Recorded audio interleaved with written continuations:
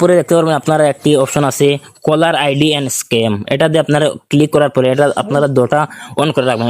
On করার ফায়দা কি হবে, আপনারা যদি কোনো স্ক্যাম কল আসে, স্ক্যাম কল আসার সাথে সাথে আপনারা স্ক্রিনে দেখতে পারবেন স্ক্যাম কল আসছে বলে এখানে আপনারা শো করবে। এটা আপনার সাজেস্ট করবো দুটো আপনারা অন করে রাখবেন।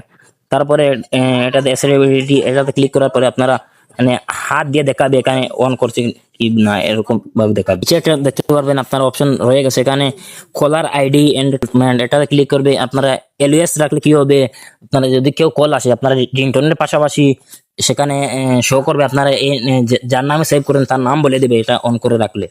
রয়ে গেছে আপনারা দেখতে পাবেন কল রেকর্ডিং নামে একটি অপশন আছে। কল রেকর্ডিংটি অন করে আপনারা এখানে দেখতে পারবেন অটোমেটিকলি আপনারা যদি অন করে রাখেন, অটোমেটিকলি অন করে রাখলে কি হবে, আপনারা কেউ কল করলে অটোমেটিক, নয়া নাম্বারে কল করলে অটোমেটিক আপনারা কল রেকর্ডিং শো হয়ে যাবে। আর আপনারা কন্ট্যাক্ট যেটা সেভ করা সেটা হবে না। আপনারা নিজে নিজে যার যার কল রেকর্ডিং সেভ করতে চান সেখানে আপনারা নম্বর দিয়ে আপনারা সেভ করতে পারেন। আর এখানে যে নিউ নম্বর যেটা থাকবে সেটাতে আপনারা কল রেকর্ডিং অটোমেটিক হয়ে যাবে। আপনারা যদি এই পর্যন্ত ভিডিওটা ভালো লাগলে অবশ্যই সাবস্ক্রাইব করে ফলো করে যাবেন।